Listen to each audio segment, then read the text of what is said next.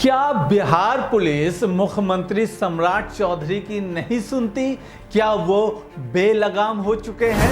परिस्थिति ये है कि अब लोग अपराधी से ज़्यादा पुलिस से भय खाते हैं।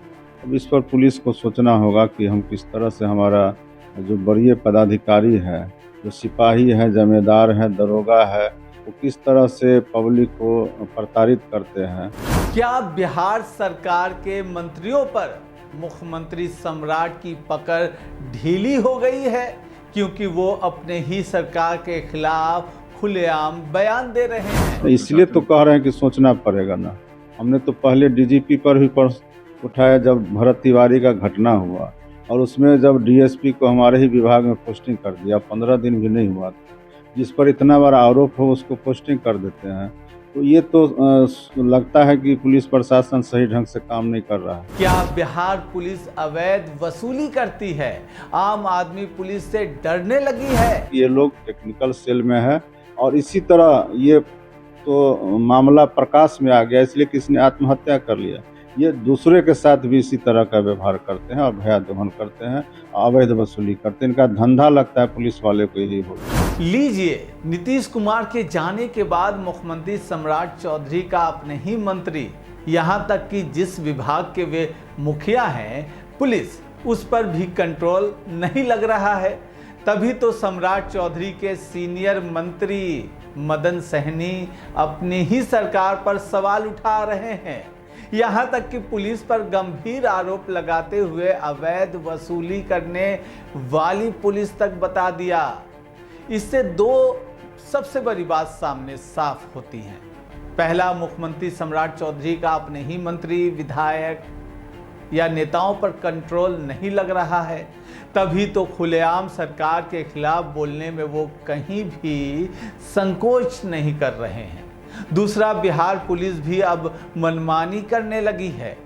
एक तरफ सरकार के मंत्री ही पुलिस पर अवैध वसूली करने का आरोप लगा रहे हैं, और दूसरी तरफ मुख्यमंत्री कानून का राज, सुशासन का दावा करते फिर रहे हैं।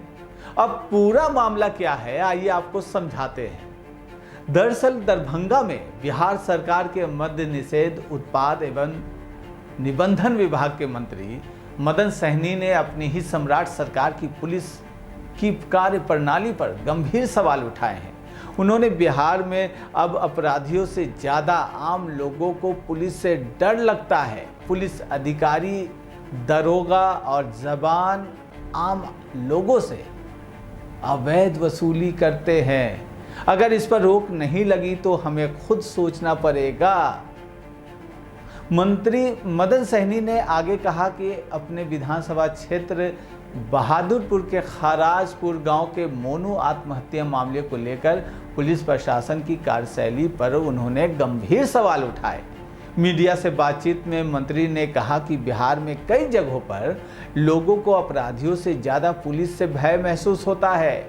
उन्होंने आरोप लगाया कि पुलिस अधिकारी, दरोगा और पुलिसकर्मी आम लोगों से अवैध वसूली और भयादोहन करते हैं। इतना ही नहीं, आगे मंत्री मदन सहनी ने दरभंगा पुलिस से लेकर बिहार के डीजीपी तक की कार्यप्रणाली पर सवाल उठाते हुए कहा कि अगर पुलिस प्रशासन की कार्यशैली में सुधार नहीं हुआ और ऐसी घटनाओं पर रोक नहीं लगी तो जनप्रतिनिधियों को भी इस मामले में गंभीरता से कुछ सोचना पड़ेगा।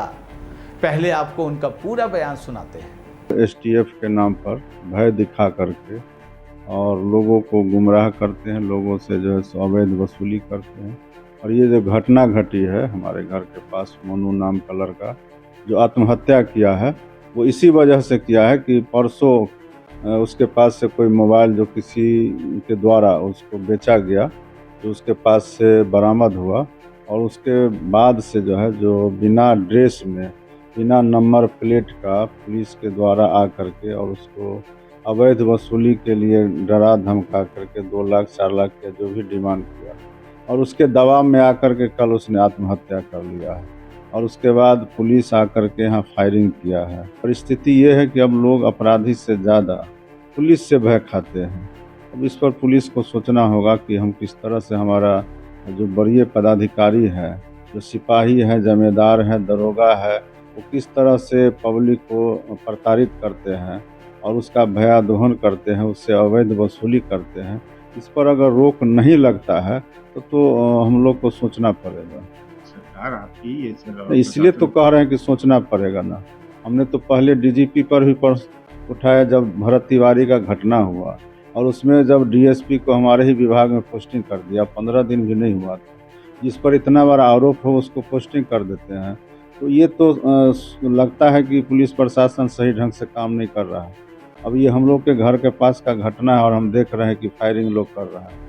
अब वो पुलिस है कि अपराधी है, सादा ड्रेस में आते हैं, बिना नंबर प्लेट के पुलिस पर गाड़ी पर आते हैं और पता ही नहीं चलता, सीधा सीधी फायरिंग कर रहे हैं। वो भी हवाई फायरिंग नहीं कर रहे, सीधा आदमी को टारगेट करके फायरिंग कर रहे हैं।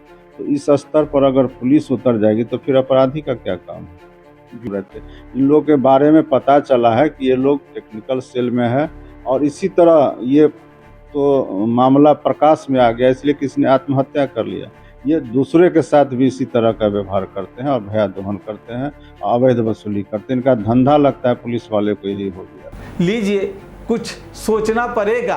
क्या सोचना पड़ेगा? एनडीए की सरकार 5 साल चलेगी ना मंत्री मदन सहनी जी? इस पर बिहार की जनता भरोसा करे ना? आपके बयान के क्या मायने समझा जाए, आप ही बता दीजिए। बिहार में सत्ता बदली, मुख्यमंत्री बदले, सरकार का चेहरा बदला, लेकिन अब तक एक ऐसा बड़ा सवाल नहीं उठा था जो अब सीधे मुख्यमंत्री सम्राट चौधरी के शासन और उनकी प्रशासनिक पकड़ पर सवाल उठता नजर आ रहा है। सवाल यह है कि क्या मुख्यमंत्री सम्राट चौधरी का अपने ही मंत्रियों पर पूरा कंट्रोल नहीं है? क्या उनकी सरकार के मंत्री अपनी ही सरकार की पुलिस व्यवस्था पर सवाल उठाने लगे हैं? और उससे भी बड़ा सवाल, क्या मुख्यमंत्री जिस पुलिस को अपराधियों के खिलाफ खुली छूट देने की बात कर रहे हैं, वही पुलिस आम लोगों के लिए परेशानी का कारण बन रही है? क्योंकि बिहार सरकार के मंत्री मदन सहनी ने पुलिस की कार्यशैली को लेकर जो बातें कही हैं वो सिर्फ विपक्ष के आरोप नहीं हैं, ये आरोप सरकार के अंदर से आए हैं, और यही इस पूरे मामले को गंभीर बना देता है। सोचिए, जिस राज्य में मुख्यमंत्री कानून का राज मजबूत करने की बात कर रहे हो, जिस राज्य में मुख्यमंत्री पुलिस को अपराधियों के खिलाफ सख्त कार्रवाई की खुली छूट देने की बात कर रहे हो, उसी राज्य में सरकार का एक मंत्री ये कह रहा हो कि लोगों को अपराधियों से ज्यादा पुलिस से डर लग रहा है, तो सवाल उठना लाजमी है। आखिर पुलिस और मंत्री की शिकायत के बीच इतना बड़ा अंतर क्यों है? अब इस पूरे मामले को थोड़ा राजनीतिक नजरिए से समझिए। मदन सहनी कोई विपक्ष के नेता नहीं है, वो मुख्यमंत्री सम्राट चौधरी की कैबिनेट के मंत्री हैं। यानी जो सवाल वो उठा रहे हैं वो सरकार के बाहर से नहीं बल्कि सरकार के भीतर से उठ रहे हैं, और यही बात इस मामले को ज़्यादा संवेदनशील बनाती है।